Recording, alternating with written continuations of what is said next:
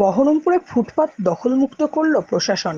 মুর্শিদাবাদ জেলার সদর শহর বহরমপুর শহরের নর্থ বেঙ্গল বাসস্ট্যান্ড সংলগ্ন এলাকা থেকে শুরু করে বহরমপুরের আর.এন. টেগোর হসপিটাল পর্যন্ত ফুটপাতের উপরে যে সমস্ত দোকান এবং যারা জবরদখল করে বসেছিল তাদেরকে আজ কার্যত দখলমুক্ত করে দেওয়া হলো এবং ফুটপাত কার্যত আজ থেকে দখলমুক্ত থাকলো। পাশাপাশি বহরমপুরের মোহনা বাসস্ট্যান্ড সংলগ্ন এলাকার হকারদের হুঁশিয়ারি দেওয়া হলো তারা যাতে ফুটপাত দখল না করে।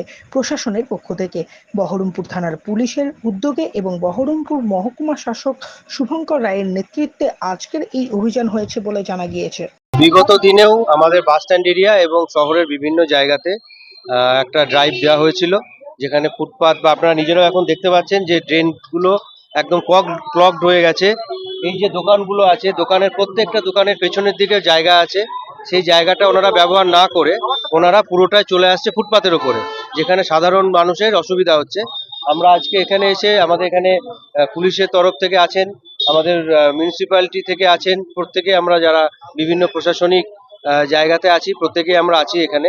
তো আজকে ওনাদেরকে আমরা বলে গেলাম যাতে ফুটপাথটা ক্লিয়ার করতে, এবং আগামী দিনে যদি দেখি একই রকম অবস্থা আছে আমরা আবার এই ড্রাইভ নেব, এবং যাতে ফুটপাথ এবং তার পাশাপাশি আপনারা দেখতে পাচ্ছেন ড্রেনগুলো পুরো ক্লগড হয়ে গেছে, ড্রেনগুলোকে যাতে যতভাবে পরিষ্কার রাখা যায় তার ব্যবস্থা আমরা করব।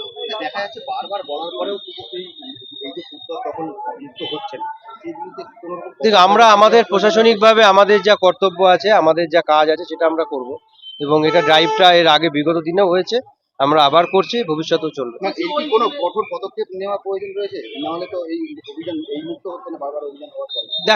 দেখা যাক, আমরা তো আমাদের কাজ করছি, তারপরে তো আমাদের ঊর্ধ্বতন কর্তৃপক্ষ আছেন, ওনারা তো নিশ্চয়ই চিন্তা ভাবনা করছেন। দোকানের ওটা আমাদের কালেক্টর ল্যান্ডের ওপরে দোকান ছিল, ল্যান্ডটা গভর্নমেন্ট ল্যান্ড, তার উপরে উনি দোকান করেছিলেন, এবং পরবর্তীতে আমি শুনলাম বোধহয় ওনার দোকানটা আগেও কিছুদিন আগে এইদিকে ছিল, সেটাও ভেঙে দেওয়া হয়, থানার এই পাশটায় ছিল। তো ওখানে যখন ভেঙে দেওয়া হয় উনি আবার গিয়ে ওখানে দোকান করেছেন।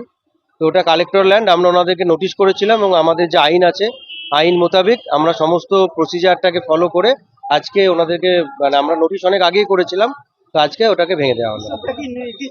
বোধহয় জেরক্সের দোকান ছিল। কোনটা? এদেরকে দেখুন, টাইম তো আজকেই বলে দিলাম যে সরিয়ে নেওয়ার জন্য, তো এরপরে আমরা আবার আসবো, 2-3 দিন 4 দিন পর আবার আসবো, এসে একই অবস্থা থাকলে তখন আমরা আমাদের ব্যবস্থা নেব।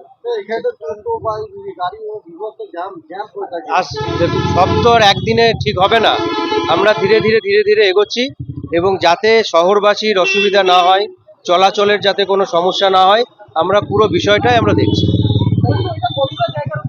এটা বলতে হবে।